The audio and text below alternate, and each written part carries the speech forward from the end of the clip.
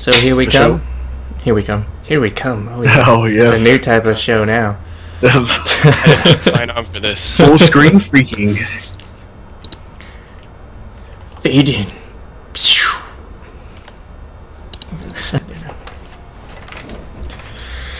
Alright. Hello, ladies and gentlemen. Welcome to the second episode of Fullscreen Freakout. The last one was a 1.5 mini. That's how I'm labeling it. And coming back is me, Mr. Boo. Omni there with his power hour. Well, it's gonna be Omni's power half hour actually this time. The double power half. God, I don't even know how to word it. Just know I have to go to work in like 20 minutes. And Power lunch. third hour. Yeah, I'm going to eat lunch while giving you an update. While amusing you. Making you jealous of my college style diet. Oh yeah.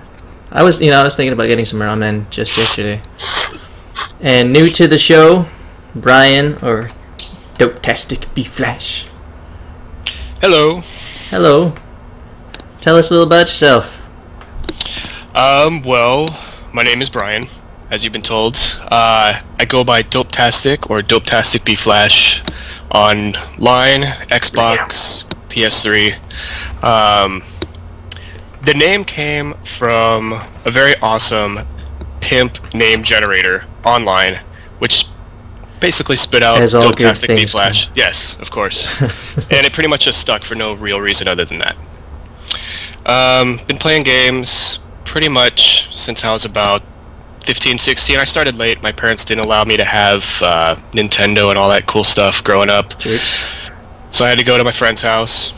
Your family's house. Yeah, and so basically started off playing games like Monkey Island on my computer. My dad finally got a computer. So my first games were the LucasArts adventure games and kind of went from there. Yep, that's me. Nice. That's solid. What else you want to know? Your blood type. I want to know your blood type. I want to know if it matches mine, just in case. Okay, well that's that. Getting on to our typical stuff. Now for the general news. Yep. I kind of want to start off with Omni just because he doesn't have as much time as everybody else, but I don't know if he's pounding. I don't know if he can. Is he good? I'm good. I'm good. All right. The technique. Yeah. So let us know what's new in your gaming world. So finally, Blizzard announced the patch preview for Diablo 3. Oh yeah, 1.0.4. Yeah, 1.0.4, and that's going to be the revitalizing patch. They're going to update the legendary items and weapons and recipes, etc. They'll fix a whole bunch of major bugs. Basically do most of the stuff that the general community has kind of been pounding up their butt for the past 3.5 months. Unfortunately, they actually did have a little snag. In fact, if you have any Blizzard games that you play through Battle.net, like Diablo 3, StarCraft 2, even Warcraft 3, anything that goes through Battle.net, they actually had some hackers actually stole email addresses and passwords. So I'm going to do a little quick public service announcement and change your password. Even if you have an authenticator, just F and do it, because no one likes getting their shit hacked. And yeah, let's see. Anything else in gaming news? There was that. I had something else. God damn, I must be just hungry. No. How about we come back to me? How about you, Micah? Is there any gaming news? As the weakest pawn off, because I want to eat everything. You think about it, you digest a little, get the energy to your brain.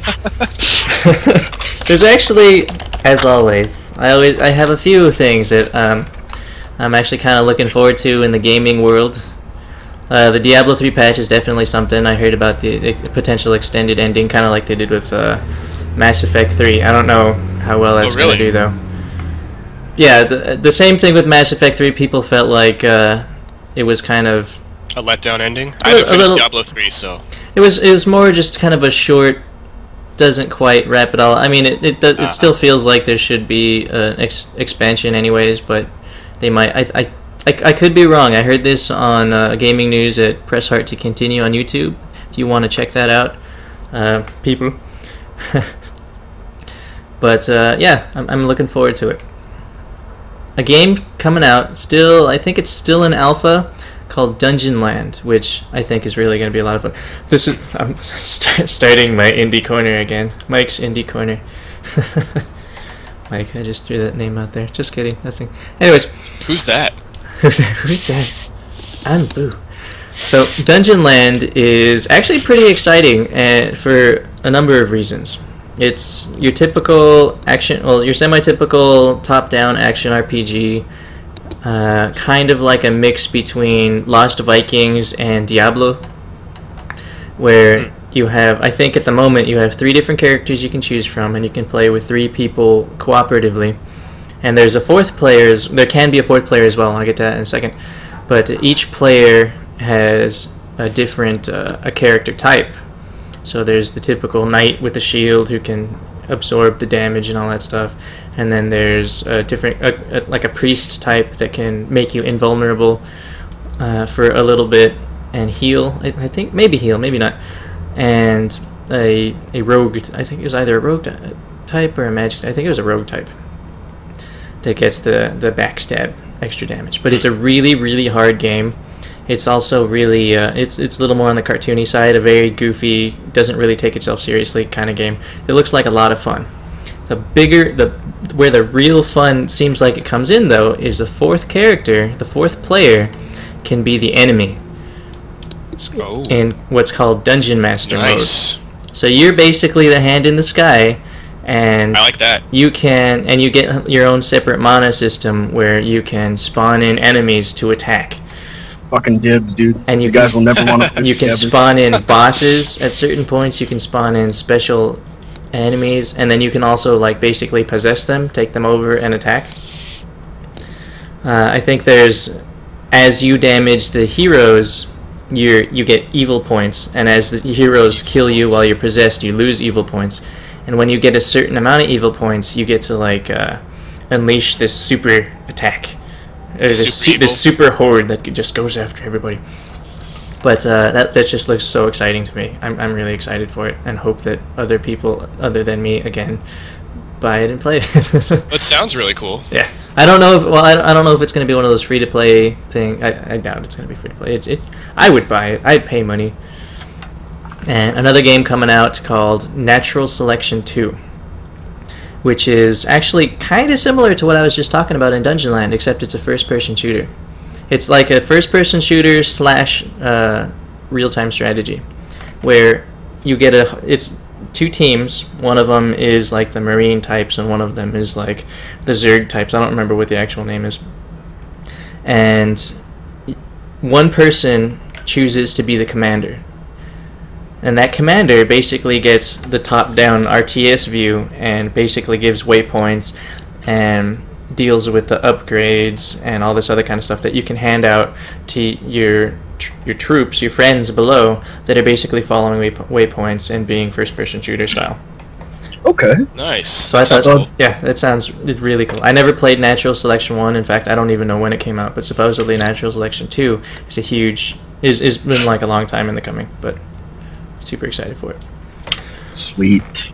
On top of that, another game in pre-alpha that I heard about from... I heard most of these from Total Biscuit, but heard about Empire, which is kind of a what is this?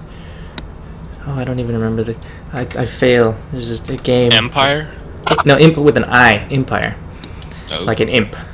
So basically, you're this ultimate demon that was summoned poorly by a bad wizard who accidentally summoned you into the body of an imp. And from there, you have to build dungeons and all this other kind of stuff. Dungeon Keeper style. Think of Dungeon Keeper. Okay. Where you're the bad guy and you're trying to, kill other people. But it's just what it seems like one of the better replacements for Dungeon Keeper. I mean, they came out with a couple others before, after Dungeon Keeper 2, that were supposed to be along the same genre, but kind of were a little disappointing. Empire looks like it's going to be a pretty good one. Nice. A couple things on Steam, or a few things on Steam that just came out that I didn't know that was coming out for Steam, which actually excited me a little bit. Secret World, the MMO that's Cthulhu based, that I'm actually kind of excited for. It seems, some parts of it seem kind of cheesy, but for the most part I really like it. I really like it. That's it. I haven't played it. I haven't bought it. It's an MMO. It's pay to play, you know, monthly subscription type. And then there's Dishonored that I talked about last time, or not last time, but the first show, where I was saying that it was kind of steampunky, and then I put in, I don't know why I edited in the video, I said, oh, kind of cyberpunky. No, it's steampunky, but steampunky that's on Steam now. Oh, it's going to be on Steam.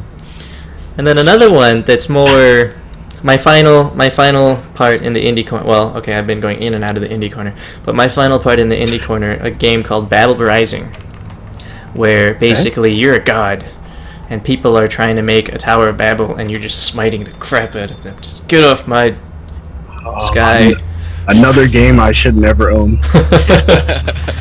But there's not really much more to say than, you know, you're smiting people. Is it like Black and White? No, this is this could almost be, it might even be like an iPad game. As far as I've seen so far. I haven't seen it super in depth, but from what I have seen, these peoples are building a tower, and they're going. It's kind of like corkscrew style, and you're just dropping crap on them and flooding them and putting like Indiana Jones boulders and fire from the sky.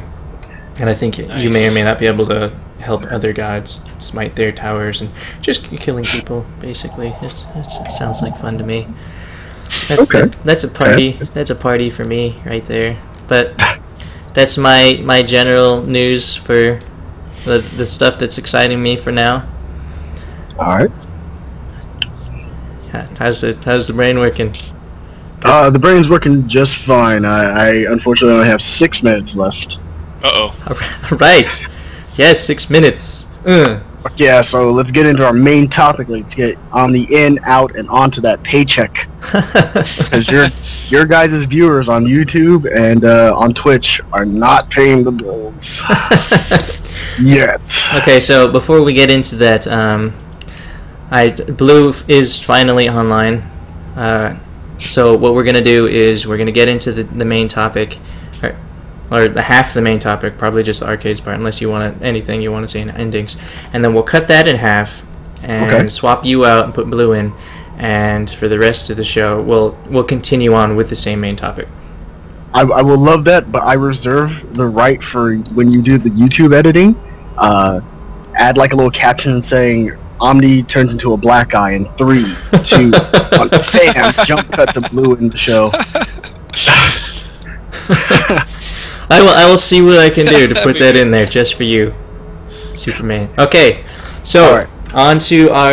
I know it's a little early for our whole second show. I know we've been doing this for years and years and years, but we're changing it up a little bit. We're not going to go have a break right now. We're going into the main topic right now, which is arcades and endings. Arcades. What you got? As in, like, the video arcade, as in please insert coin or token or none of this card spiky bullshit that we got nowadays, right? Like, we're talking like... No, I want everything you got on it. I want your baby memories of putting your first quarter in and stabbing somebody in Mortal Kombat to what you think it's going on now. When's the last time you were at an arcade? Do you even think it's a big thing still? I think it's become more of a commercialized thing. I think it's more of like a family fun zone with, hey, we're grown-up kids now because you got your Dave & Buster's. Like, Golfland's not open as late as it used to be. Scandia, there used to be more Scandias. The general sense of arcade, like from the 80s and all the way up through the mid-90s, is completely almost eradicated. The thing about it is, like, video game cabinets, legit video game cabinets cost way too much. The operating costs are high. So unless you have some sort of corporate backing or have a bar in your establishment, because alcohol pays for everything in the world, you just might not have the capability of having like a mom and pop arcade style. Some of my earliest memories, though, of course, are in Scandia. I was actually forced to become good at games by my dad, because my dad would give me 5 tokens, because that's how many tokens you got for $1 back in those days. You didn't get 4, you got 5, and once that ran out, that was it. And then, of course, there's the Big Brother tax, which eats up 2 tokens, so I basically had a budget of 3 tokens to work with. Times were tough back then. Couldn't exactly play those, like, you look around, see a whole bunch of games I want to play, please insert 4 credits. Fuck. Even at the ripe young age of 5. But that was the best game! Yeah, it's always the new games. Always new games are like 4 quarters. Yeah, and those 4 quarters buy you all of 20 seconds before the game's over. Right, because no one's played it before, so you suck at it. And so you're not good at all, and you don't get your full money's value out of it. That's basically all I have to say on the topic of arcades. Endings, let's see. I wanted to just bring up one general one, and one maybe slightly obscure because the game actually sucked. Final Fantasy X. At the epitome of my teenage hype years, the PS2, Final Fantasy X, which should have been Game of the Year, but guess what beat it? Dead or Alive Beach Volleyball. Are you serious? You guys couldn't get enough fucking internet, and you guys voted off one of the greatest RPGs of all time to see some fucking bouncy tits? You guys are pathetic. Spike, you suck. You're a multi-million-dollar company. I know you care about my opinion, but you fucking suck. Okay. With that said, it had a great ending, right? Unfortunately, it had a sequel. I said unfortunately because Final Fantasy games usually don't have sequels. Apparently now they do nowadays. But yeah, usually I don't know what's going on with it. Very shitty. Final Fantasy X2, prime example of why Final Fantasy games should never have sequels. But if you manage to get 100% completion in that terrible game, basically if you play this perfect, terribly shitty game of tee-hee where girls play dress-up. Well, I know this goes without saying, but we are talking about endings. There's going to be a shit ton of spoilers. Just FYI. You know what, good job, Boo. Look, if you're going to tune into the show and you're concerned about spoilers, then here's your show. Yeah, we played this game, and then you did, and then this. And this is why it sucks. But that was pretty cool. That was pretty cool. I like that. I like that. But yeah, so if you want to have the challenge of playing through a very bad game but getting a reward for your hard work, please play Final Fantasy X2. Or if you want to be a cheapskate, just YouTube it. Take out all the damn stuff. But I heard Final Fantasy 13 too wasn't too bad though, as far as sequels go. I haven't even played the first one. I haven't been able to get around to it. Ever since 12, really. Like, I can't really get into it. They changed it. They changed the system so much, but that's for another time. I haven't played any of them. That's all right. I encourage you. Oh, look at here. That's it. Heart rate monitor going up. Somebody call. What's the number for 911? ABC. Sir, are you alright? Do you know where you're at? Can you describe any symptoms for me? Okay, I had a big flashback to EMT school. You're right across the street from an ambulance. Someone call the ambulance. And the ambulance. Okay, so ambulance. That's my part of the show. I hope you guys enjoy me turning into a black guy. Blue's a good guy. We'll see what he has to input for the show. But as for me, I'm outie. I'll catch you guys later. Alright, we're taking a quick break. We'll be back relatively soon, maybe a few minutes. We'll see how things go. Bloop. Send in the clowns. Okay, welcome back. It was a tiny break. Full screen freakout. Omni turned into a black man. That's what happened. Say hi, Omni Blue. Hi, what did it do? Blue, welcome back to the show. Thank you. All right, we kind of jumped through some topics that I'd like to get back to. So, do you have any general news or game stuff that happened to you this past week or couple weeks that you're excited for? I was watching something on a game channel about the Xbox, the new Xbox coming out. I'm pretty excited about that. They say that it should actually it's actually a while before it's coming out. It's supposed to be like this year, next year. I mean this time next year. So it's a minute to wait for it, but it's pretty cool. It got a lot of upgrades on it. But the Nintendo Wii is supposed to be releasing at the end of this year. I don't know if you guys heard that. Yeah. So the Wii is coming out maybe a year before the other two guys. Oh, the upgraded Wii? The Wii U, as it's called. The Wii U. That's right. With the big controller with the extra screen on it. Yeah. It seems kind of gimmicky. But that's what I said about the first Wii. I said I was like, I'm not gonna get this crap. This is crap. It's pretty fun. Then I got it, and it was like, I must keep playing. So I don't know if the same thing's gonna happen with the Wii U. That also depends on the price that it comes out with. Yeah. Well, this one's supposed to be I guess like I said, a little bit more edgier. You know what I'm saying? Because my opinion with the first Nintendo Wii, that it was if it was for kids, my opinion, kids and like older, people that usually not don't really play games. Yeah, not usually. It's definitely gamers, more family oriented than your typical gamer. Right, but this one here is supposed to go back to the fundamentals of and reach out to the your more traditional gamers, so they got to do a better job with the games, and the graphics. The graphics was like a couple years behind. That's one of the things about Nintendo. Nintendo said publicly a few times that they have no intention whatsoever to try to compete graphically with the Xbox or the PlayStation. They're going to do their own thing. What they want is innovation. They want new stuff. They don't really care if it's like 1080p or whatever the next I forget what the next resolution is going to be, where it's going to be ridiculously better than 1080p. But they don't care about that at all. They care about the actual fundamental gameplay and keeping it unique is what they want to do. But the Xbox 720, if you guys ever get a chance to check online, there's like two concepts that they're trying to decide on, or like which way it's going to be. But one of them is like a glass. It's like a glass screen. It's super cool. You gotta check it out. There's pictures all online about it, but that's the Xbox 720. Super cool.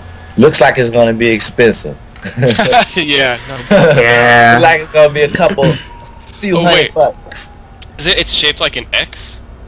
Is that it? It's a glass plate, and it has like a little round. I'm about to tell you what it looks like. It looks like one of those Sharper images. Remember that little Sharper image? It looks like one of those CD players. That you can put the CD in one of those glass frames. Super cool. Super cool. So for anybody who's not in the gaming know, if you have somebody hanging out or a girl over, you can have it in the corner displayed, be like, that's my stereo system. Right, exactly. I'm pretty sure I don't play games. Play CDs, so it probably substitute for that as well. Though. No telling. Probably, like that's the same thing that they kind of tried to do with the 360 and the PlayStation 3. Is they wanted it more home theater-esque, where they can take over a lot more crap, so they can justify spending $10 million more for it. The new Xbox is probably going to have Blu-ray, I would assume. Yeah, definitely. It did mention that, and also like upgrades with the because it's not as good.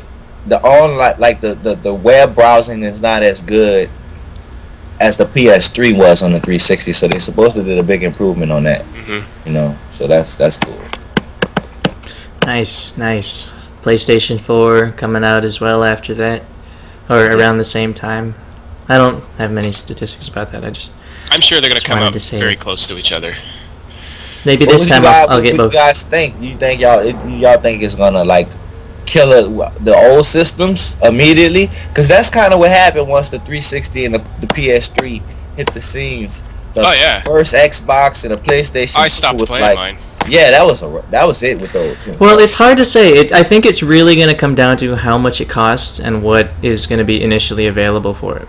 Right. Like, that's, at least for me, that's going to be definitely a huge factor on how long it takes for me to get it. Especially if they're thinking about, I remember this was just a concept before, I don't know if they're actually going to put it through, where they're thinking about completely cartridgeless, completely CD-less, where everything is going to be like... It's all online. All online stuff. If that's the case, I might not even buy it at all. Right. All that depends. If a game, you know, I'm pretty impulsive when there's a particular game I really, really want to play and it's only on one platform, but... Yeah. But for the most part, if it's like that, I might not play it at all, because it's what usually goes through my mind when that kind of thing happens. You know, you buy so many games, you spend so much money on it. What happens when they come out with the PlayStation 5, the PlayStation 6? Are we still going to be able to play those games? Is that server still going to be online? Yeah, the good thing about the last time they, this last upgrade with the Xbox to the 360 is they tried to do the backwards compatible, and you could play your old games on the new one. They didn't do it for all games, but they did it for a lot of them. Right. So that helped. Right. Yeah, I think nowadays, I think that should be a staple in new consoles. I mean, why wouldn't you put backwards compatibility? Yeah, no, definitely. It's not like you're, trying to fit a Nintendo cartridge into a Super Nintendo cartridge, even though I think they actually had a little add-on that you could do that anyways. But stuff like that, like, why wouldn't you do it? Big selling point. Makes sense. I mean, nobody wants to have all of these tons and tons of different systems just taking space. True. Everything's plugged in, everything's taking up power. You have to unplug one wire and plug it into the TV just to play this game. It's so much more convenient if you can have it just in one place. Did you see, there's this picture on the internet I saw. Some guy, he had all the consoles. So it's like, Nintendo, Super Nintendo, Xbox 360, PS. You should see it. It's hilarious. There's like an unwritten, there might even be a written competition with people that have like these giant cubbies or walls of just like systems. It was all in a cabinet, and so they were all, I don't think they're all plugged into every different type of Atari, every different type of TurboGrafx, every different type of Super Nintendo that ever came out, just like lined. It's pretty crazy what people collect. Yeah.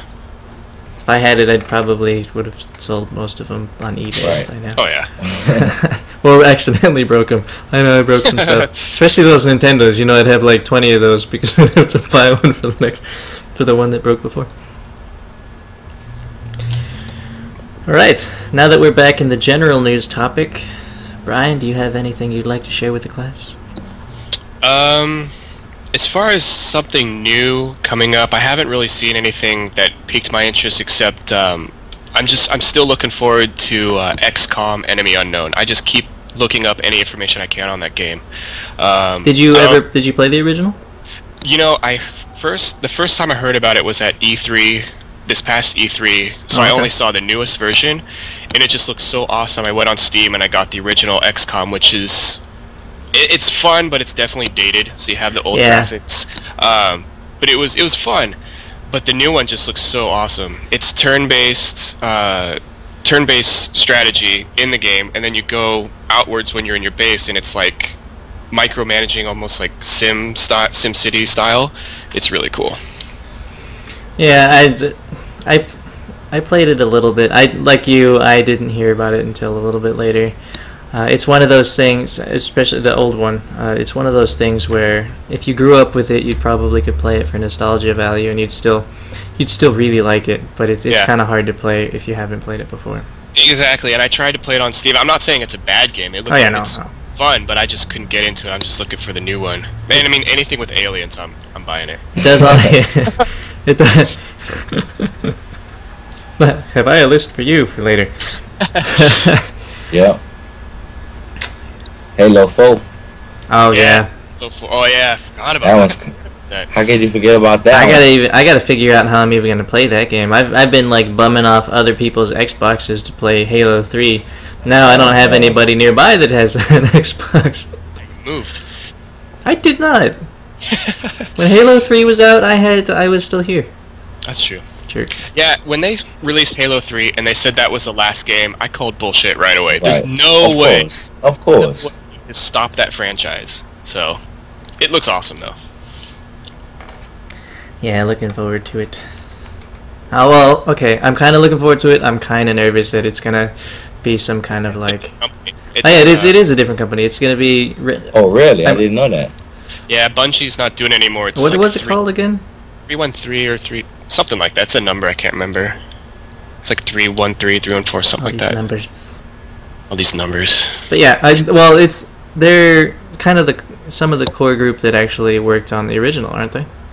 I think so. I'm pretty sure they kept some people, but the main company, they sold it or something. So it might end up turning it out to be like what Torchlight was to Diablo or Diablo 2, which, not saying that's a bad thing. Torchlight was a great game, and Torchlight 2 is going to be a phenomenal game now that it's a multiplayer one. Yeah, I mean, all the videos I've seen so far, it looks like Halo to me. Very good, very good. All right. Now that we've revisited this topic, we'll get back into our main topic, which is arcades and endings. Go. Arcades. Man, the only thing I remember from playing arcades is there was a round table pizza, like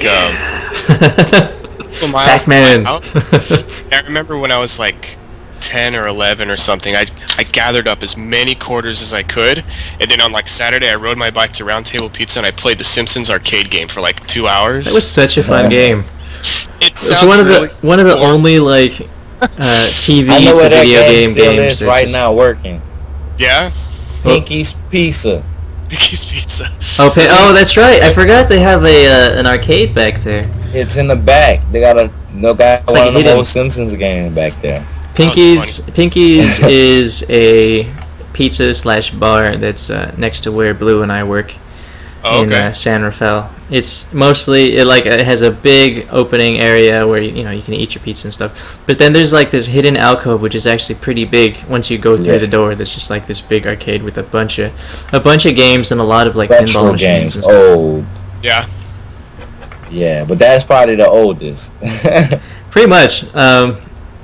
I rarely actually see anybody back there though, which is one of the things why I wanted to bring up this topic in the first place. Is well, I'll get to that in a second, but I remember the first times I ever played in arcade.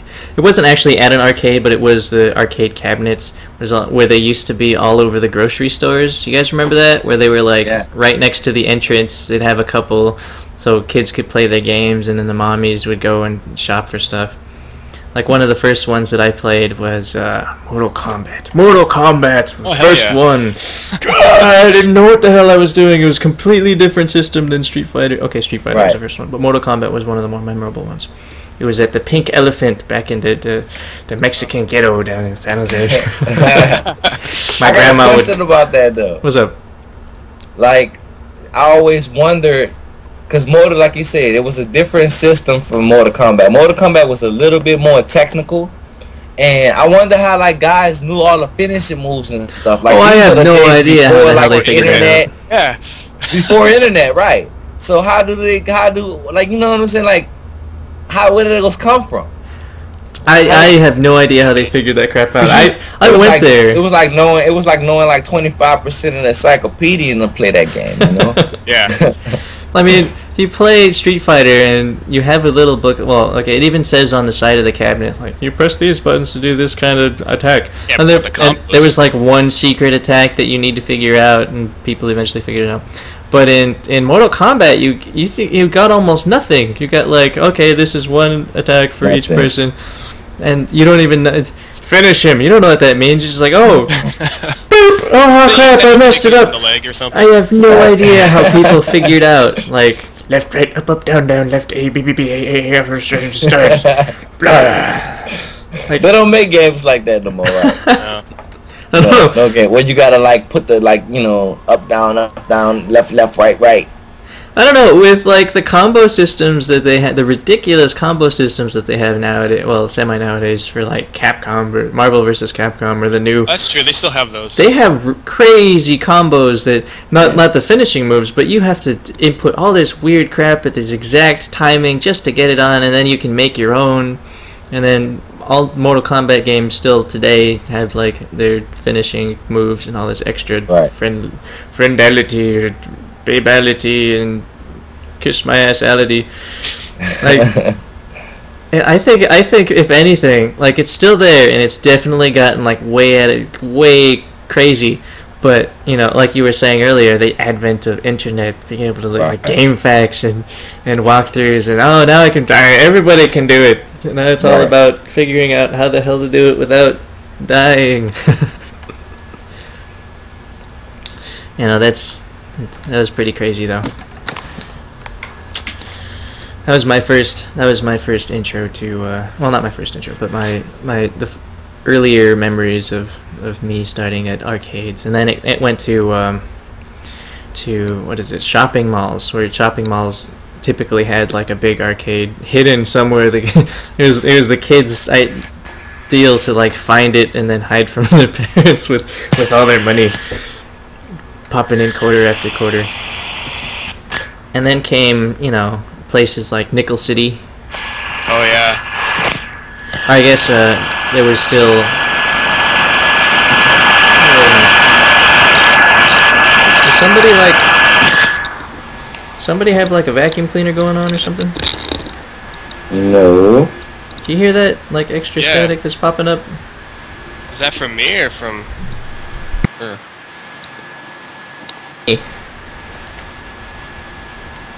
Hey, Blue? Yep. Can you do me a favor and mute your mic for a second? Mute my mic? Okay. Yeah, it's Blue. Okay. You can bring it back. Come on back. It's okay. I don't know what happened. Yeah, it started getting progressively loud. I'm like, what? It's like, what is that? Is it still there? Not really. It's there, but it's all right. Kind of. It's the fan in the it's the fan in the, you know, these MacBooks are loud when they get hot. They get hot so fast. Oh, it's starting to get louder again. That's okay. We'll just talk like we're in an airplane. How's it going?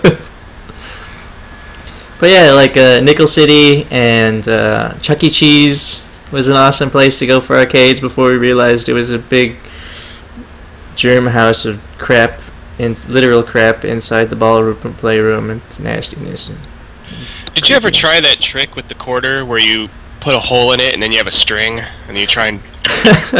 I've seen it done on movies, but I've never had the balls to do it myself. I never did it myself, but my friend always said, "Oh yeah, it works, it works." I don't know.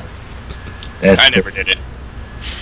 Well, we'll have to try that now that we're adults. I don't think it works anymore for sure. This is back in like the 80s when they don't do this. I don't know.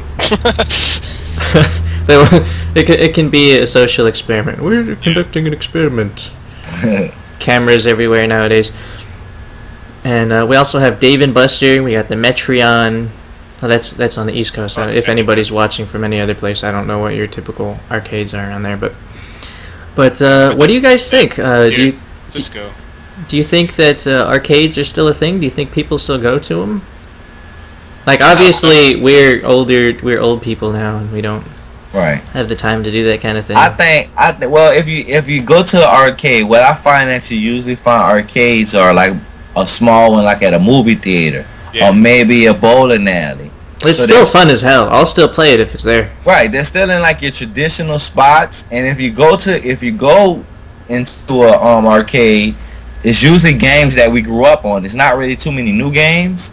So I don't see too many like the younger generations playing it versus, like you say, Mike, you might go and you might play, you know, but you know, one of us, I mean, someone younger than us, I don't ever necessarily see like it used to be back in the day, where I remember it was like a little place downtown. A little get together. It was a place where I grew up at. It was an arcade, like. That's all they had. It wasn't no pizza being served. There wasn't no movies being played. No, that's what I mean. Like Nickel City, the places like Nickel City where it's just arcades. I don't think so. You know, I think that arcades are now for decorations for like movie theater lobbies.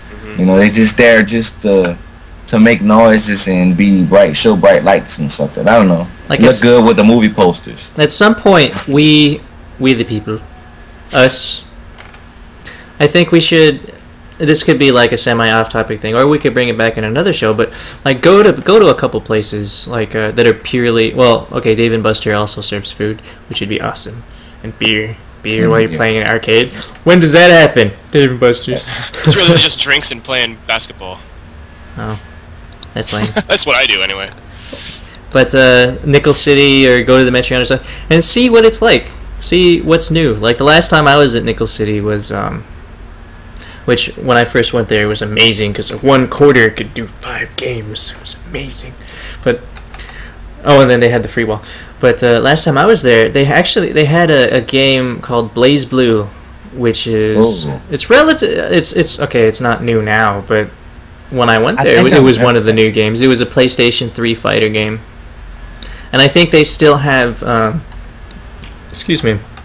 Latest editions of like racing games and fighter games, just because, especially fighting games, where they actually still hold tournaments for money and all that kind of stuff about them. But I don't, it's not something I hear about anymore, where you just, not that, of course, when I heard about it, I was in high school, in middle school, elementary school, so I'm not hanging around there and be like, so guys, little guys, how's it going?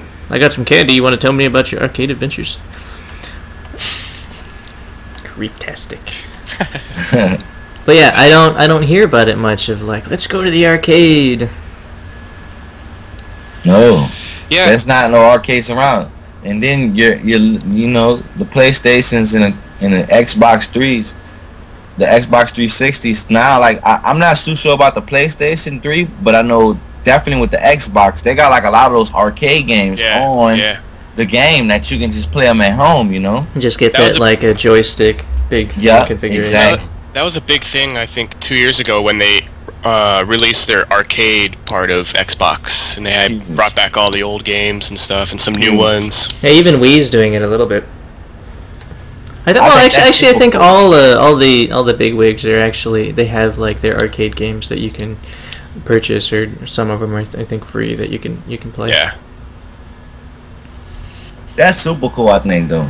Why go to an arcade and spend, $10 on 5 games when you can play it at your house, Well, see, that's another contrast that I wanted to talk about, is, or that was on my mind at least, is the contrast between social playing, where you're playing on an Xbox, a multiplayer game, which is one of the things I don't like about most console and PC multiplayer games, is that while a lot of them do have online and local co-op, not all of them do. Typically, if there's a multiplayer game, it's going to be online only, or local only. But for like a lot of the arcade games, like, what is it? Do you guys think that online play with Xbox Live or PlayStation Network or PC or anything, do you think that's part of what's killing arcades? And do you miss playing a game at an arcade like X-Men, that 4-player game, with someone right next to you being like, that was steal fun. your life? That was super fun. It's fun to go to the arcade with your buddies and play some games. So but I think. Now go ahead, Brian. No, I was just gonna say, now, I mean, you can still do that, but you have the voice. You're not like hanging out with your friends. You are, but like it's more, just over the internet. Right, and I think that's what it is. It's definitely that. The online, it killed a lot of games. And that that's just the power of evolution. But a lot of the games that you play now that's online, even the old games, the fact that you can play those online with people as well, that makes it kind of cool. They put like a little bit of pizzazz on it, that you can stay home and play those same games, You think the convenience of it killed the outward experience?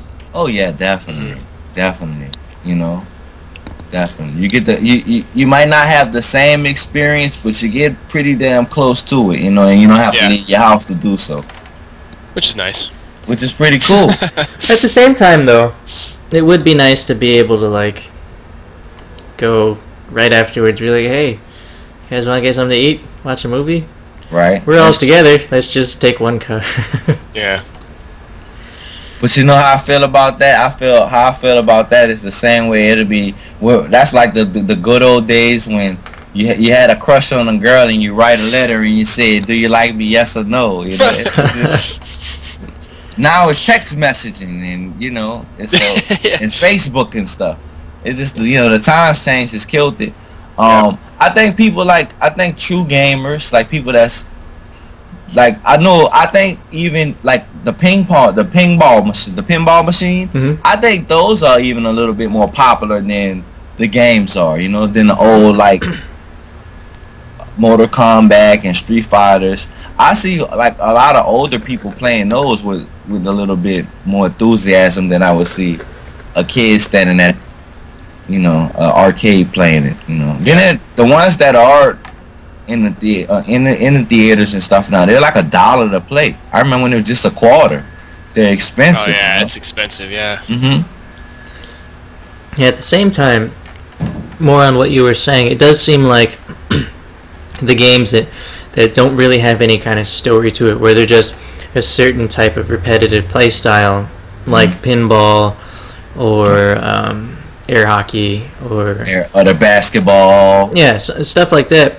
That's the stuff that's going to last anyways, because it's the physical stuff. It's the stuff where it's like the hula hoop. You're like the older Nintendo games where you're playing to put points on the board, where you're playing to get a big score, not to see some story through and then you saw the story. Why do you want to see it again? Or even the games that have when you have the gun, like those games will always the light gun games. Oh yeah, that's right. Pull the gun up and you those games still do good as well. When Time Crisis 82 comes out in 10 years. Yeah, right. Time Crisis, that's a good one. Those games. I always see a lot of people play those games. The little dancing machine. Yeah. Oh, Dance Dance. That's had a major revolution. Yeah. Whereas Dance Revolution and all these other kind of games and all the beat games where you're hitting this crap and to go to the music. I suck at those games. But see, that's the thing. To me, that's around that time. I'm gonna say I guess that was maybe about 10 years ago, maybe more.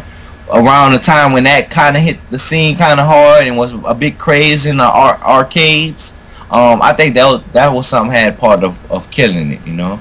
Those dancing, those more physical games where it became a little more of like a social, I don't know, popular thing to do rather than nerds congregating. Exactly. Okay, what do you guys remember, like a favorite game you used to love to play every time you were at that arcade machine? You just wanted to pop quarters in until you were out, until you were broke, until your mama kicks you out on the street. I gotta definitely say that Simpsons game. I was gonna say. I want to tell you why I like that one, because that was one of the first ones I played because it was so simple. Yeah. It was just like jump and then attack. Yeah, yeah. Just had 2 buttons. Like most of the games were, but that one was real simple. And easy to play. I didn't die as much. Instead of paying $10, I might spend $5 on that game. Yeah. Yeah, that's the one I can think of. Obviously, I spent the whole day there. And then those shooter games. But yeah, The Simpsons is definitely the one I like to play the most. I was never good at Mortal Kombat and Street Fighter. I always sucked at those. Oh yeah, no, I'm horrible. I still do. I'm horrible at a fighting game if there's a joystick involved. I don't know how people can get it so well, but I always end up like put in the wrong angle and accidentally jumping when I meant to go forward or something. Yeah. Oh yeah, I hated that. Yeah, I never was that good with the joystick as well. But like the Street Fighter, I wasn't good with the arcade version. But when they made it on the like Super Nintendo, I was one of the best. When it was just all about the thumbs. You could do that. I could do that all day. Up, down, down, down, left, right, space bar, whatever. Oh man, I used to play the crap out. My controller, the D-pad was starting to tear off where it had like a little sharp corner, and I was getting this huge callus right there on my thumb, a little hitchhiker's thumb, because I had to play like this. That's how I did it. Yeah, those always was cool. And I mean, I like the Street Fighters, especially when they started incorporating the Marvel characters. Oh yeah. That was probably one of the last ones I really played. The Marvel vs. Capcom 2. That one was super cool. That was that's one of my favorite fighting games still. That one was super cool, That one I can remember. And if you guys can remember, Sega came out with the tennis game. Did you guys remember that? It was like a tennis game that was made by Sega, and it was also on the Dreamcast when it came out around that time when the Dreamcast was out. That was a huge game. I worked at an amusement park down in New Orleans, and that game was a huge game. Like everyone loved that game. It was like a virtual tennis was what it called. Oh, I heard of it. I never played it. Virtual tennis, super cool game.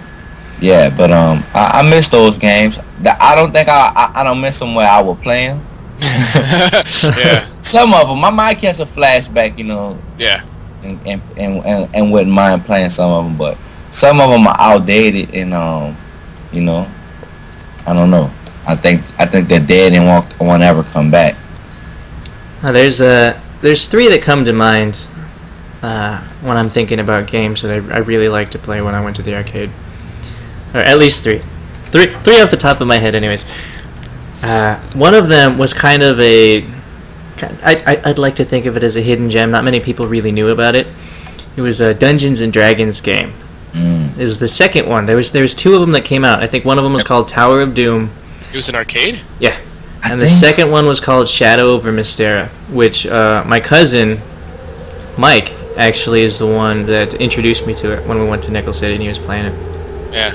And it's really, like, whoever... I don't even know what I'm saying. I don't know what I'm saying. Whoever ever played, like, D&D when it was called that, AD&D 2 point something or other, it was based off of that rule set-ish, where it was an action RPG with a leveling system, and the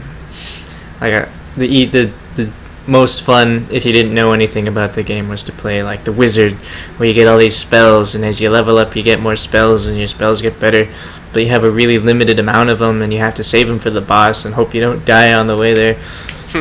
And there was a fighter and a thief and a cleric and a dwarf, and then there were a different variation for each one. So like a thief could look like one way or another, a wizard could be like a regular wizard or a green robed wizard or something, and he had a slightly different spell set, and all of the melee classes had like unique, kind of like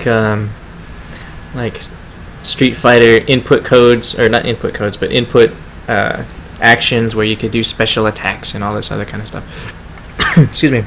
Really fun game, but I'm a big fan of like sprited games where it's before 3D polygons and all that stuff. I really like the hand-drawn stuff. But that was one of them, the main one that comes to mind whenever I think of arcades and stuff, even though it's a pretty obscure one. And another one was Alien vs. Predator. Before it became like a first-person shooter, this was still like side-scrolling sprites, where it was like futuristic Alien vs. Predator world, where you could choose to play either one of 2 types of predators that have different kinds of special attacks, and you could use that laser thingy, I love that shoulder-mounted cannon, and then like 2 of Earth Defense Force, which are like biomechanical, or I guess cyborg-ish types, and one of them was this Japanese girl, this hot Japanese girl. Of course, it's Japanese made. It's Capcom game. There's gonna be a hot Japanese girl. Yeah. With like special chi attacks that you could do. Spent a lot of quarters on that one. And of course, I think the one, just because I played it for the longest, the earliest, X-Men the arcade game. Oh yeah, I remember that. 4 player. That's one of the best too. So very simple. I used to play that a lot. You have an attack, you have a jump, and you have a special power button. Yeah. And it was just so much fun. Everybody had a different special attack. You fight all your favorite characters from the comic or the cartoon. At that time only watched the cartoon, so I didn't know. You just remind me of my all-time favorite that I can't believe I forgot about. Don't forget. It's Ninja Turtles. Oh yeah. Oh. Ninja Turtles arcade. That was the best one. Yeah, okay. Yeah, that was I might the have to best change one. mine now. I completely forgot about arcade. No takebacks. Okay, that one was the best. That one was the best one. That one was the best one. I did play that in arcade, but I played it on Nintendo first, even though it was like Ninja Turtles 2, the arcade game. And the Avengers had one. That one was. Oh yeah. Vision was my favorite. I play those games. I play those games right that now. one was cool. Vision and Iron Man, because they could fly and shoot laser shit at people. Right. They were my favorite. Wait, who was it? It was Vision, Iron Man, Hawkeye, and Captain America. Hawkeye and Captain America. It was pretty funny. Dorkly is another YouTube channel that I subscribe to. What they do is they take video games and they do parodies of them using the same graphics. One of the parodies was the Avengers after the Avengers movie came out, because Vision wasn't obviously in the Avengers movie. Right. So it was basically, and you guys should look this up if you ever get a chance, but it was basically Vision was like his android robotic self, and he's just like, oh, how come you guys are making a movie, huh? Can I be in the movie? It's like, oh, well, we got these people already, and we don't really have any vacancies. And he basically straight up just kills Hawkeye and is like, oh, looks like there's a vacancy.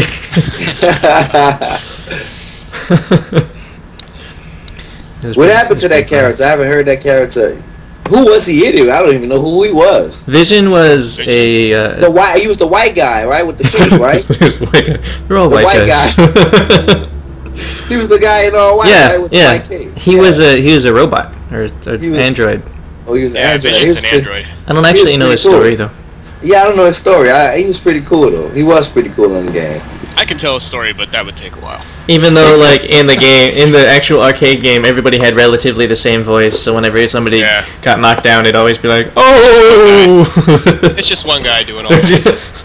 Could have been one guy that just made the game, one guy that drew it, and one guy that made all the... Just one... It's an indie game. Sure. Stanley approved. Alright, anybody else have anything to say about our past discussions with arcades? I guess we didn't really have like a two-part main topic. It was all relatively the same, but I guess we are taking it like arcades first. Now, about what lately has been kind of a sore subject, video game endings is our next topic. And obviously, for all those who play the exact games that I've ever played in life. Those people that are exactly like me. One of the... all of you boo clones. The thing that made me think about this as a topic in the first place, there were two games actually. Diablo 3 and Mass Effect 3. Clearly, two games of major controversy. Definitely very fun, awesome games in their own right, but seemed kind of lacking in the ending department. So, Brian, what do you think about Mass Effect 3? Tell me what you thought about it. Well, that was including the new uncut ending that you were like, I finally got it, and I played till 8 million in the morning to see all of them.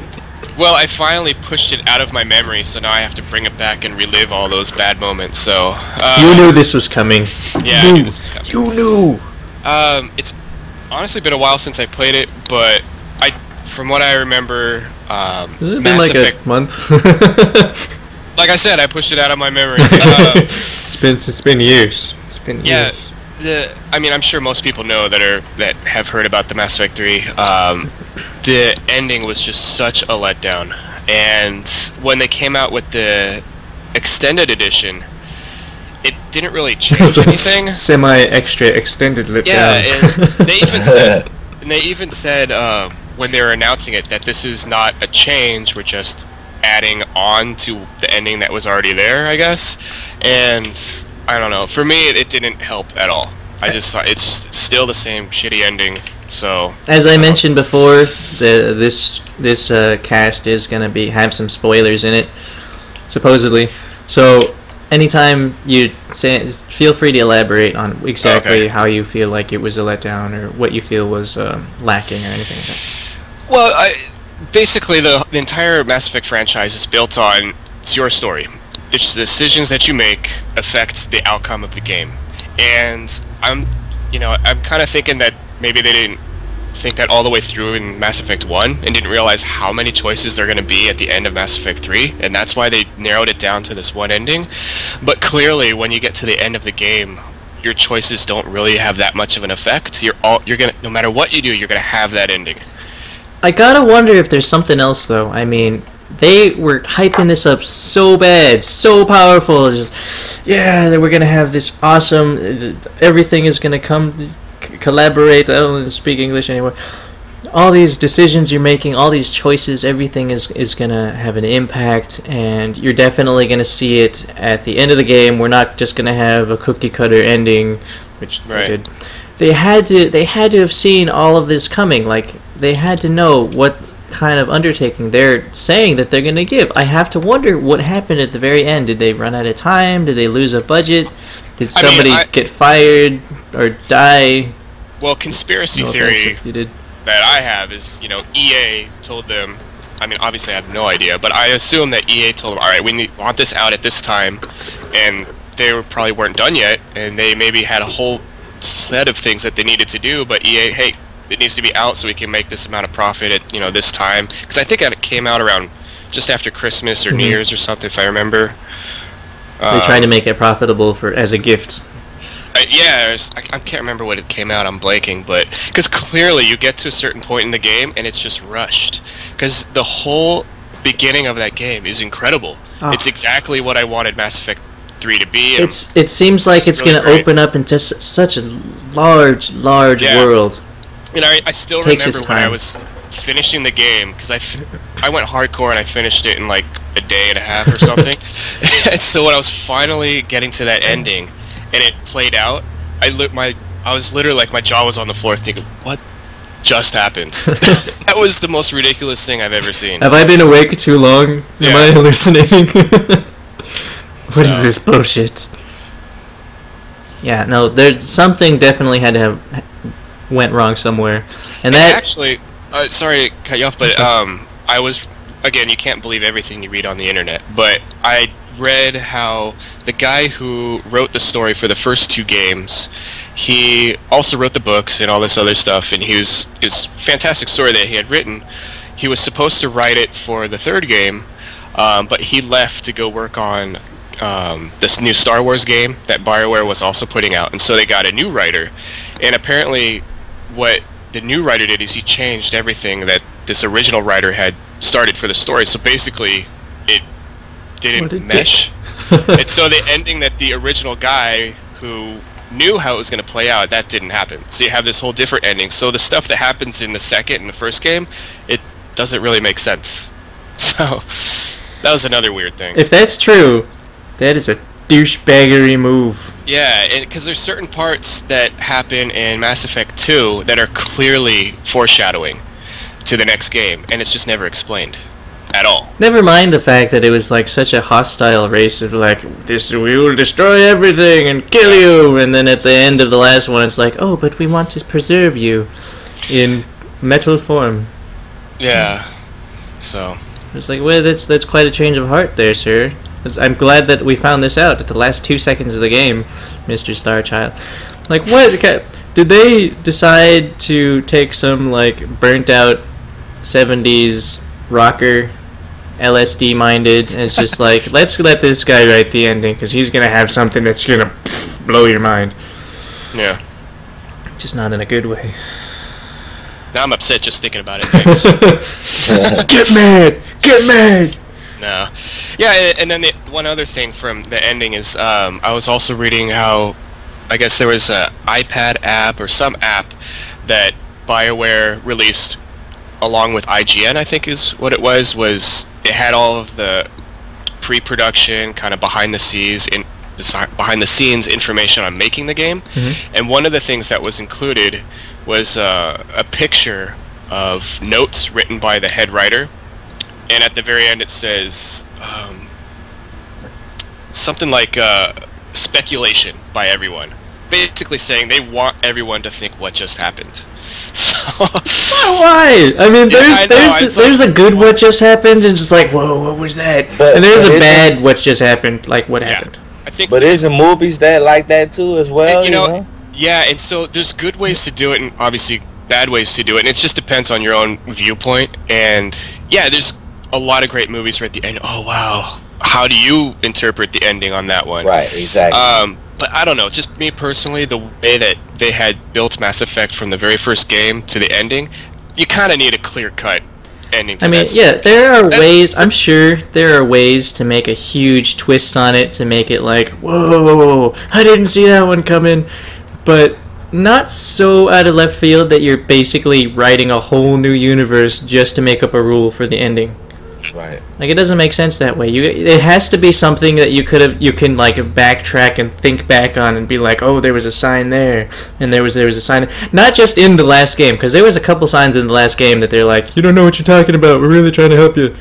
But in the last two games, there was nothing like that. It was all about annihilation, extinction process, and then you can't do that. Most of these games have like these nice little movie clippings in between as you play in the game, and that'll be like, you know, incredible. And then when you get to the game, when you get to the end of the game, you're expecting like this huge finale, fireworks and parade, and it just leave you. I call that leaving you out to dry, you know.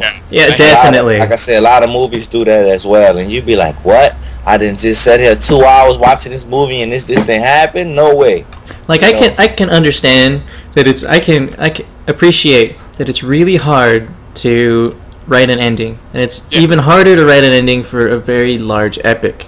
And you're not going to please everybody, and especially a game like Mass Effect, you have so many different playing options. And there's so many different ways you can play that game. And so, clearly, you're not going to please everybody. But I definitely think you should spend more than 5 minutes thinking about what the ending should be.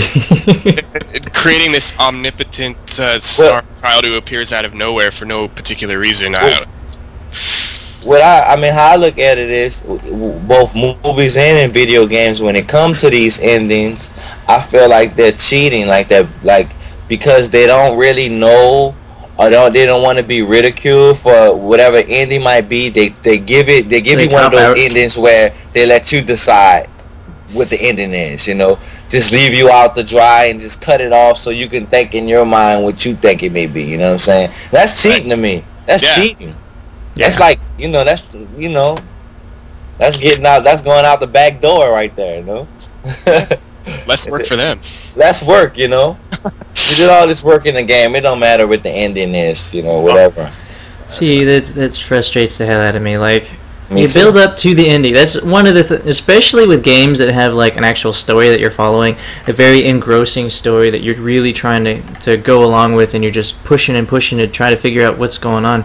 That's when the ending matters the most. I mean, retro is going to be a recurring theme, so I'm just going to throw it out there.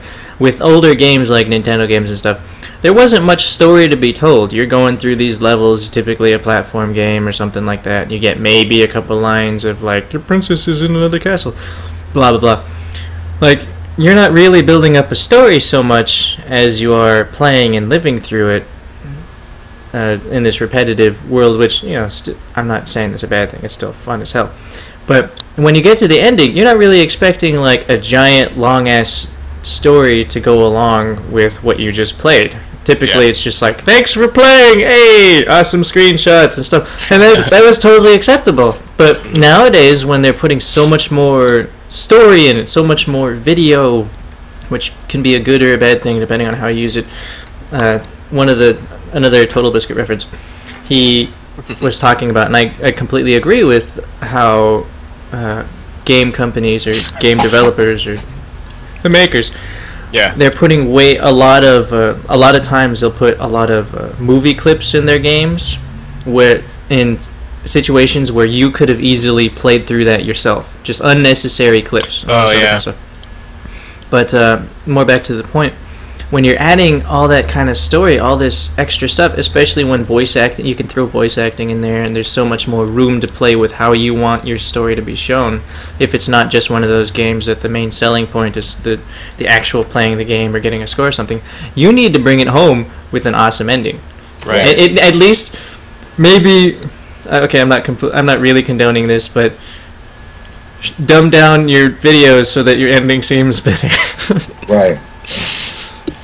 But really, but you can't just leave it at, like, I think it is partially, and I could be wrong about this, but partially a what is it, a deadline type of thing, where they decide, oh, I need to get this finished by this time, or publisher is gonna get mad at us and not do it or something. Yeah.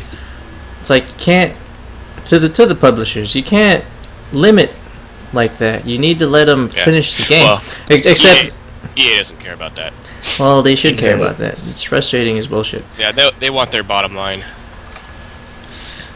But I forgot what I was saying. Well, I'll say one more thing. I'll leave BioWare alone. Dragon Age, the first Dragon Age, was awesome. Phenomenal. Same company. Oh, did you play it? Yeah. Okay. And it's same thing. You can have all these options on how you want to play it, how you want to end it, and it ended perfectly. And they had like... And it wasn't stuck in one city the whole time. Yeah, that was the second one. But I just thought that was so cool, and I was so surprised that same company, BioWare, they couldn't look at Dragon Age and see how great that ending was and kind of do that for theirs. You know, because what they did is they had... Was it like just like scrolling, not scrolling text, but they had kind of cutscenes. I mean, it's nothing super complicated. It's not video. It's just a screenshot of someone in your your character's history and what's happening now and all that stuff. Well, yeah, I'm not saying that it has to be like a super graphical experience. Yeah. I'm just saying it has to be a fulfilling story. Right. Like the ending needs to complete you, basically, but not in like a 2-minute span of, oh, we're running away from explosions and suddenly we don't know where we are. We need to know, or at least I feel like I need to know, well, what happened to everybody. Right. And I don't mean like what happened to everybody 2 minutes after the end. I want to know like the mundane shit. I want to see the main character. Oh, the main character died in this one, but I want to see like the supporting characters raising children somewhere, or in the peaceful land that we liberated, or I want to see like the you know what, Koreans digging out the older games work better with that, you know. And like Brian said, oh, did we lose? We're just gonna pause for a moment because he's apparently having a brain fart. He's thinking. Oh, he's gone. Blue. Alright. He'll be back. I have to wonder if that's him or me, though. Did you pause the stream? No. Oh, so we're live. Oh, hey. Yeah, we're still live. No. In fact, I don't actually know how to pause the stream. I'm just so mad about that Mass Effect crap. Ruined 100 hours of my Commander Shepard. You know, across 3 games. So. What about I'm trying to think of a game where the ending was just super awesome. I really liked BioShock's ending. I thought that was really cool. Well, you've been playing games for a while. What about other games? Obviously, like Super Nintendo games. You know, like some endings. There? Personally, just like I said, I started playing all the LucasArts games. I just love those games so much, and I keep trying to find the ones I used to play. They have Monkey Island on Xbox, but I'm trying to find like Zack McCracken and the Alien Mindbenders.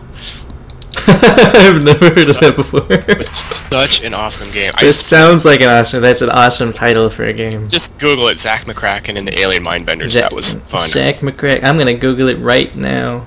Yeah, and then the Indiana Jones games were fun. Searching for Atlantis, I think, was one of them. How do you even spell McCracken? Oh, I don't know. If you get it close, you'll find it. Oh, I think I think. Zack McCracken. Yeah, it's Mindbenders. That's lovely. Oh, let me look at this. Let me see the glory that is Zack McCracken. Is this a point and click? Yeah. When you look at the screenshot, you could tell it's straight from like '88 or something. Yeah. This is like a couple steps up from Maniac Mansion. Yeah, Maniac Mansion. That was the other one I played. But dude, I'm telling you, I used to play the Zack McCracken so much. Oh, I loved it. Well, also back then there weren't all that many games to begin with. Yeah. What are you trying to say? Trying to say awesome. Trying to say you're Oh man, yeah, and I keep trying to find where I can download it. Oh, that's fun. It's gonna be on Steam, and it's not on Steam. Blue's call after Blue's call left, your face got split in two. I don't know if you can see that. No. Look at my. Oh wait, did my stream went out? What is that? What does the XSplit thing say to you? Oh yeah, it is cut in half. Oh, you can actually see it? Well, yeah, now that because I closed it, because it's behind, it throws me off, makes me all weird. Oh, it's giving me some weird thing. Oh, I can't read it because it's backwards. Yeah, it is cut. Alright. That's really funny. Hey, so on our Skype call, I know this is really fun for anyone listening, but on our Skype call, your picture, it's just it's not you, man. Yeah, I'm noticing that. I don't know what happened. And so I can't read the warning because it's backwards. Please run XSplit and it almost looks like Russian to me right now. Russian. But it's basically it's not working as a cam anymore. That's fine though. No, it's not fine. You don't. It's not. You miss my face. I do miss your face. Creepy. Hey, is Mike gonna be on later? For D&D, yeah, he's not gonna be on the show though. Oh, never mind. Please run XSplit broadcaster enable output to virtual camera. You can do this by turning on virtual camera output. Oh, I see. Wait, was Zach McCracken LucasArts? Now I'm trying to think. I have no idea. I think it was. Well, you know what? I can't change the settings. Well, that's fine as long as you can see your face split in two, and the actual thing in the stream is fine. Lucasfilm Games. That's what it was. Okay. I like that I'm just like too lazy to resize the screen because I'm waiting for Blue to come back. That's all right. I wonder if he is gonna come back. Oh well, this is a good time to take a break. Let's take a 5-minute break. Okay. Break time. And get some food. I'll be right back. Okay.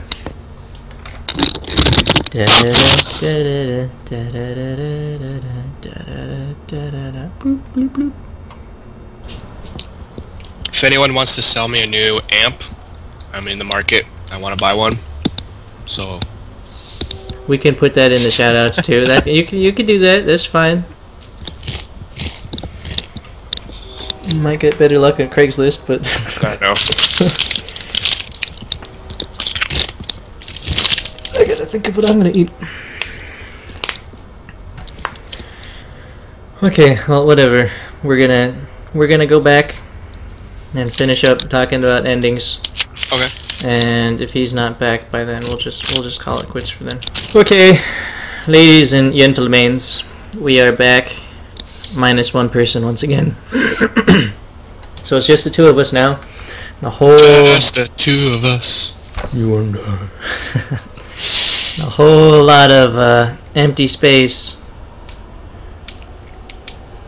down here. I'll figure that out later. Now is not the time. Anyways, we're coming to the end of this. I almost want to make this a mini show.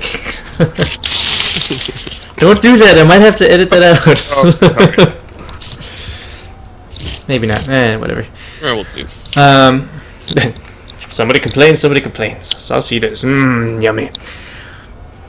But yeah, we're coming to the end. I almost want to make this another mini episode, but it was a main topic episode, so I'll just say it's a short, full episode. That is about the same length as the mini. It may be shorter than the mini episode. So everything is going wrong. Everybody's got shit to do. Everybody's whatever. Anyways. And here we are. Back to it. And I'm back. And I'm back. I'm back. That's good. Back to the final topic. Endings. That's where we were when you last tuned in, probably 5 seconds ago, because that's how much I'm cutting out. Minus 5 hours. Minus a Hawaiian man and minus a black man. It's been 5 hours. Got a beard growing in. Well, what else? What else? Now that I'm put myself on the spot about endings, can I think about Diablo 3? Oh, you still haven't played Diablo 3. Like or you haven't finished it, and you probably never will you? Yeah, I already looked at the ending online because I'm not too concerned about spoilers for that game. I don't care that much, so I've seen what people are talking about. So at least some of it, not a whole lot. Yeah, the ending, while graphically impressive, definitely leaves questions. Yeah. What's going to happen? But still, like I said earlier, I had questions because I didn't play the game. I just saw the ending. So. Yeah, that does change things. So, how far did you get in the game? Act 2, I think. It's just not for me. I just couldn't convince myself to keep playing. Well, you did keep trying to play alone. That's true. It is more fun. Then you would not alone every once in a while and kill stuff with me, which was cool. That was like 6 years ago. Feels like. You're pushing a lot of stuff at. What? Nothing. But yeah, it left a lot of plot holes at the end. But okay. like I said, like there's probably going to be an expansion that's going to fill that gap a little bit. Of course. And probably intended to do that all along. So. Admittedly, like Diablo's endings and story never was something that gripped you so much that you had to keep playing just for the story. It was more the gameplay that was the fun part, and the gameplay is phenomenally fun for people who like that kind of gameplay. Yeah, i.e. me. And Omni, who's no longer with us. But I keep seeing his picture, which is throwing me off. Oh, is he still officially connected to the call? That's kind no, just that full screen freakout thing. What do you mean? It's just a picture I see for you. Oh yeah, no, that's me though. That's not him. Okay, never mind. It has his picture on it. Oh, that's weird. I know this is really entertaining. I'm trying to figure out what you're talking about, and I have like no idea. But that's okay. We can talk about it later. Yeah, later, yeah. But yeah, the story is a fun part of their games, but it's never like the thing you're playing for. Okay. I don't know. Whenever one of the main things I do think about as endings in general, rather than what caused me to start this topic, always brings me back to the first, like, well, other than Nintendo games with a "good job, don't do drugs" kind of endings, or like in Street Fighter, where however good you did, you get like a special picture and a mini story to a game you didn't even know had a story. Oh, really? Yeah, if you beat like Street Fighter 2 or even the Street Fighter games now, if you beat the game with one character, or even if you beat the game changing characters and making continues and choosing different characters, you get like "thanks for playing." But if you beat it with like one character throughout the entire thing, you get like a special little clip of what that character does later in life. And if you beat it without dying at all, or if you beat it with certain perfect everything, there's like a bunch of different criterias for different like pictures you get. Kind of like Metroid, where if you beat the game under a certain time with a certain amount of completion rating, you got like a better picture of her face. It's kind of how it, like that little incentive to keep trying and playing. Yeah. But beyond that, the games where endings really started mattering to me were Squaresoft games, were role-playing games. Or not even just Squaresoft games, like Shining Force, role-playing games in general, whether the strategy role-playing game, tactic role-playing games, or turn-based. I love those games. But that's when the endings really like grabbed me. When I was just the ending would be like 3 million years long, but you want to know what's happening next, what's happening with every little facet of Secret of Mana. It was all focused on story, so it makes sense that they would put a lot of emphasis in the ending too. But the funny thing is, like, as graphically intense as things are getting now, like, for some reason, it could just be a nostalgia thing. I could just be like a nostalgia junkie. But games like that in Super Nintendo, the 16-bit games and 32-bit games, like the sprites, the hand-drawn sprites or the computer-made sprites, I always like looking at those more than I do like 3D rendering. I mean, when Final Fantasy X came out, and it blew my mind with how realistic, well, relatively realistic things started looking. That was really exciting to me too. I mean, I love seeing really good 3D rendered stuff, but for some reason, sprites just make me give me that like warm and fuzzy. I think it's a little still. bit of both. I mean, nostalgia has a lot to do with it. Like for me, when I go, back to Monkey Island, I fire that up, and it's like, oh, now this is when games were awesome. Look at these graphics; they're so cool. But at the same time, obviously, I can appreciate all the new stuff coming out, which looks absolutely amazing. So I wish they would tone it back to bringing the story back into what's more important. Like, I feel like they're really just kind of reaching for that one. Yeah.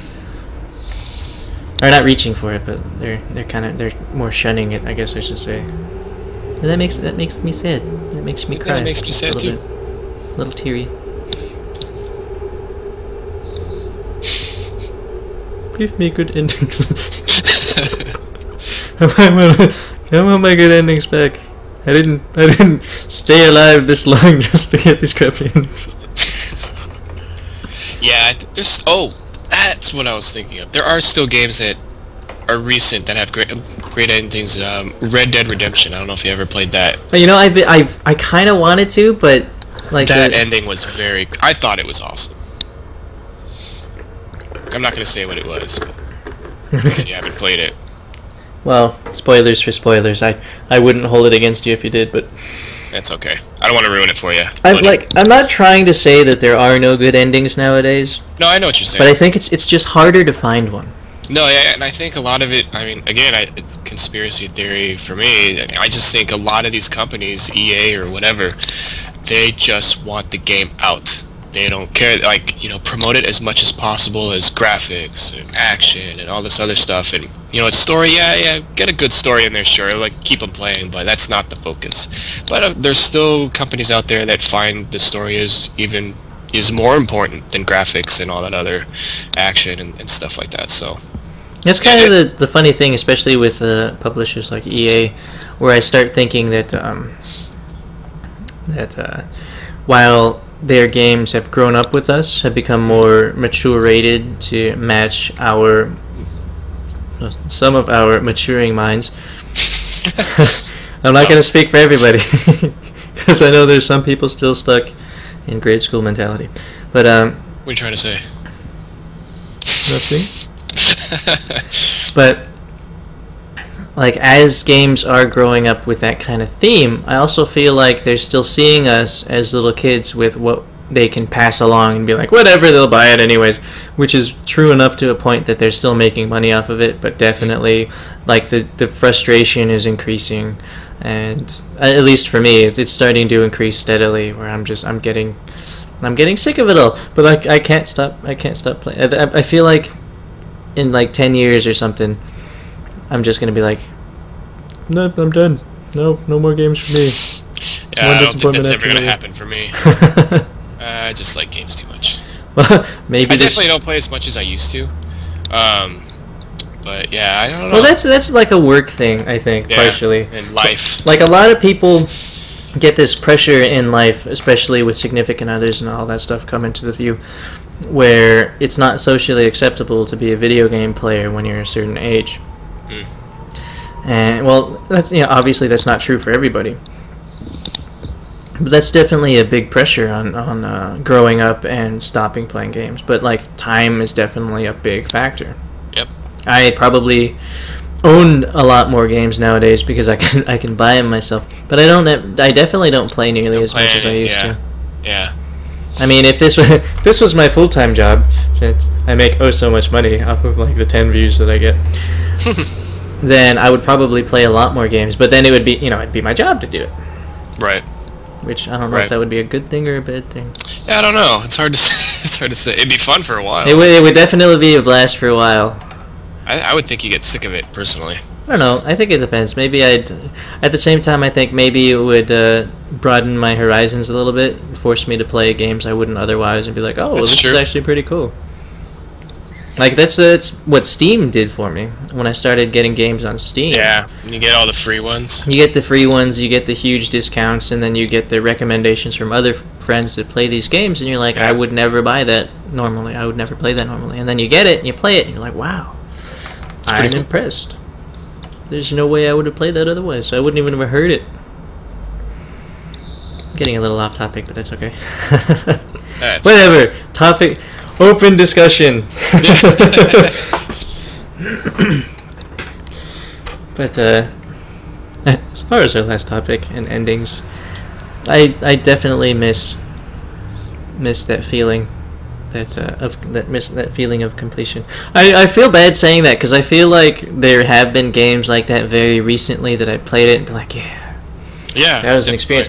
But like the games that the big names that come out lately, like Mass Effect 3 and all that stuff, I feel like it just so overshadows those so much that I can't even think of them right now.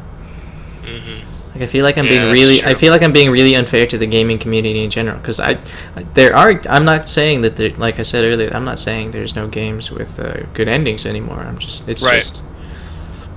like the other ones are more they're bigger. Well, just like in life, you remember the bad things better than you remember the good things. But good things are out there. It's true. Keep hope alive. Yeah. At the same time, though, like as I was saying, that my gaming horizons have broadened. At the same time, they have kind of narrowed a little bit. Mm.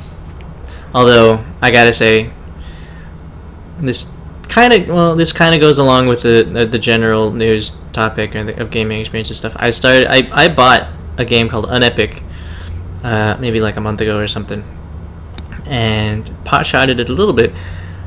But these past couple days, I've been playing it like a fiend, like a maniac. It is such a...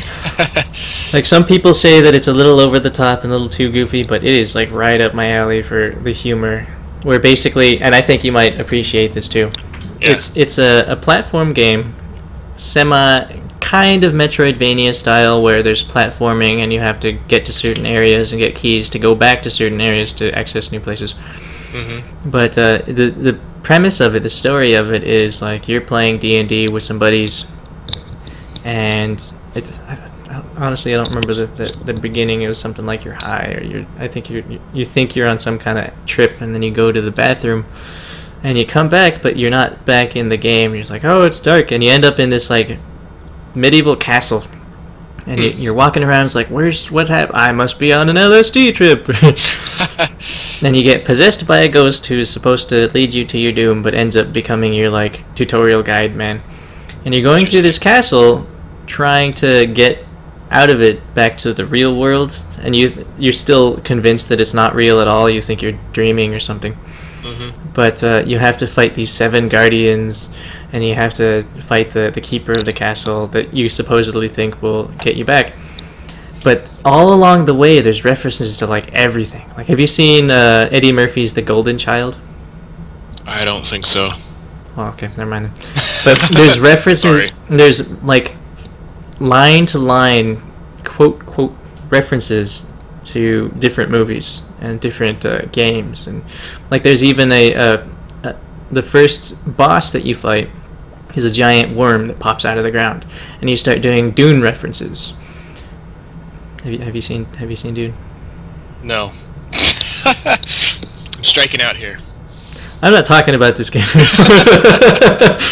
No, go ahead, keep going. It's funny and awesome. I like it. Jerk. You probably wouldn't play it anyways. It's an indie game. I'll play indie games. Like what? I have not played any yet. I would play indie games. I would. You should check out Awesome Knots.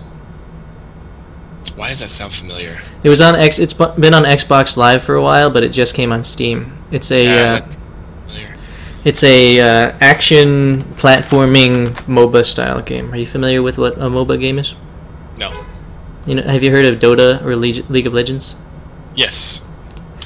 League of Legends is a MOBA style game where you have a hero and there's lines of creeps going to the enemy encampment or the enemy towers or the enemy whatever, and you have to basically destroy those towers and let those creeps get to the main encampment, and you and your buddies or whatever destroy the main encampment where the other team is doing the same thing to you.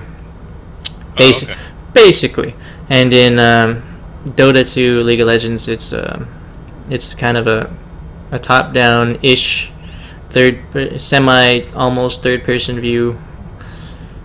Well, it's real-time strategy view basically.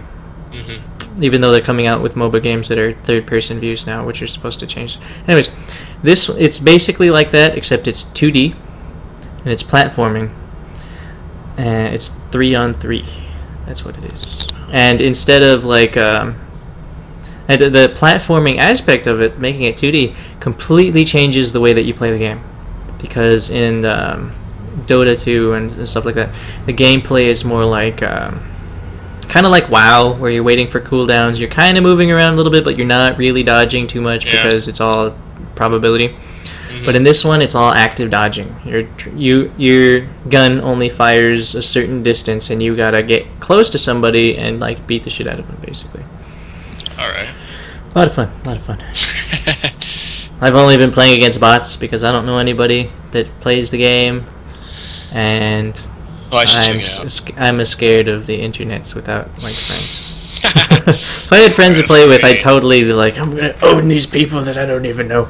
But as a solo, I don't like playing team games as a solo person. Oh, okay. Or rather, as like the only person I know. That is not fun to me. Not even like Battlefield or anything? Well, Battlefield you kind of have to. Yeah. Like I'm still. Unless you get your squad together. I don't like playing without anybody that I know. It helps when you can actually communicate and you know the person. Yeah, there's definitely that, but there's also the thing that I really, really suck at Battlefield 3. Oh, yeah. And I don't want to. I want to know the people I'm playing with because I don't want like random strangers that are like 14 years old cussing me out because I suck. I'd rather my friends do that. Yeah. So definitely that. I if I'm gonna play that game, I'm not gonna friend anybody that I'm playing with because obviously. Yeah. I want to play with friends. Better with people you know. Yeah, but I know 2 people that have it. Mike started playing it again, even though like he decided not to tell me. On PC or Xbox? PC. Okay. A buddy he was of mine talking about it on Xbox the other day. Well, maybe it was Xbox. I don't know. He told me he was playing it, but he didn't tell me. Or he told me after the fact, basically. And said that he sucked at it now. It's like, oh, we're on semi-equal footing. And then the other person that plays it is more into Mass Effect 3's multiplayer. Okay. And the Old Republic and stuff like that. The Old Republic. So I've been really wanting to play Battlefield 3. I've been having the itch to play it again for the past few weeks on PC, but every time I'm gonna start playing, I think. There's nobody I know that's playing, so I don't. I might get over that one day, but today's not the day. All right, well, I guess that's gonna be it for the show today. That was good.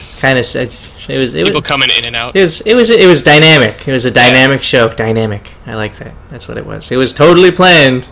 Absolutely. Nobody got accidentally booted from the internet unplanned. Those were planned intermissions. It's totally. And the guy going to work, Omni, I made him go to work. That's what I did. Yeah. I said, get your money. I'm tired of paying all this crap myself. Anyways, thanks for watching on the YouTubes, because that's probably where you're seeing this, if you're seeing this. If not, if you are magically one of the 2 viewers that's watching, even though I'm one of those 2 viewers, and I'm pretty sure Brian is the other. Oh crap! Is it really just the 2 of us? You can see the previous shows and any future shows on my YouTube channel. Right up above my name here, Utterly Mr. Boo, is the channel name. I'm trying to have a show every Sunday. It's not working quite too well, but we'll see. I'm gonna try to. What I'm gonna try to do is have a main topic. I don't remember if I mentioned this before. Maybe I mentioned it. A main topic show every other week, and then a mini show every week in between, at least up until my trip to China at the end of October. Oh, okay. But yeah, follow me at Twitter. I'll put that splash up at the end.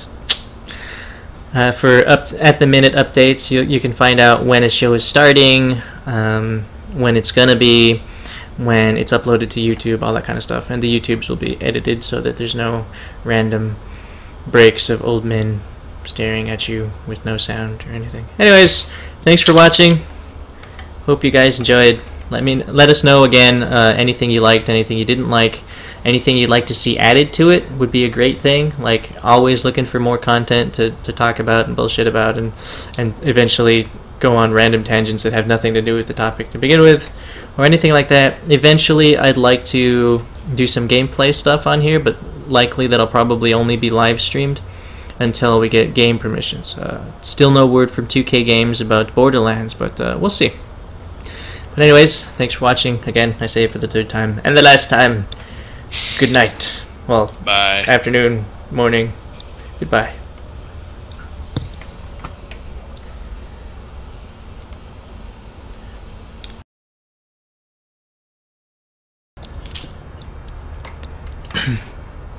So can we get sponsors for Salsitas chips? Because these are really good and they're hard to find, and I want a lifetime supply. Everybody should have at least one bag in their home.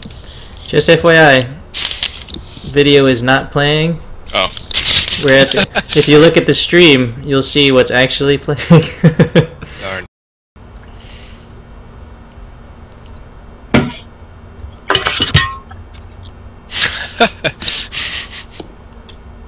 Yeah. How's it going, everyone? Yeah, are we live? Are we? We are currently live. Haven't officially said, yay, we're started. Oh, good. I get to look more like a jackass. Yeah.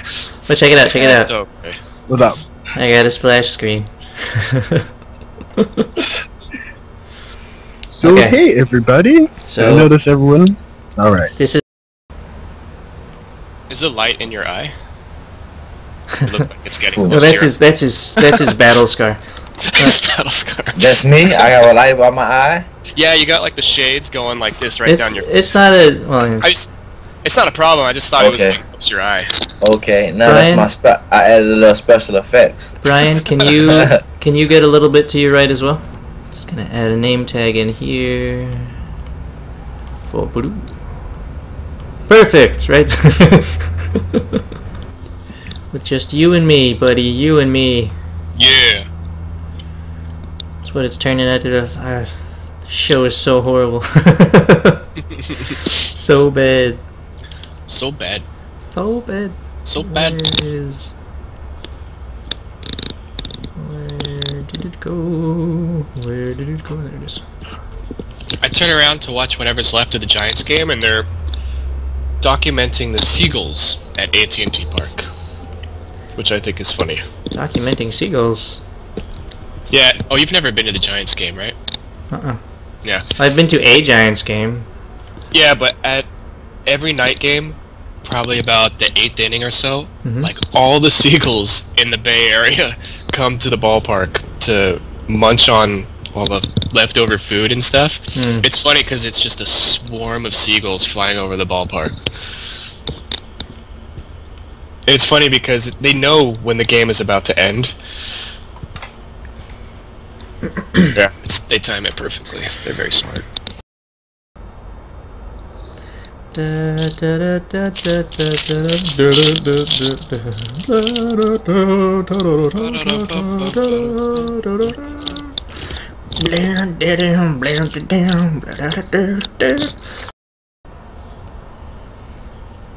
Back of Brian's head,